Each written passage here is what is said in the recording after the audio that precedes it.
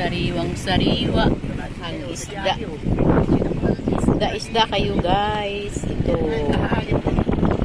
baka daw ang tawag yan kasi malaki ang mata kaya matinawag na matang baka. Ito naman ay tulingan. Ito naman ay bangus. Yellowfin. Tinawag na yellowfin dahil ito may yellow. Yan, may yellow. Ito naman ang pusit.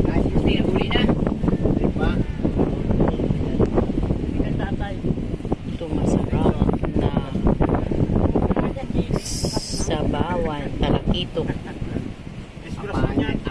Apahan? Akala ko talakitok. Apahan. Tawag ay apahan. Isda kayo.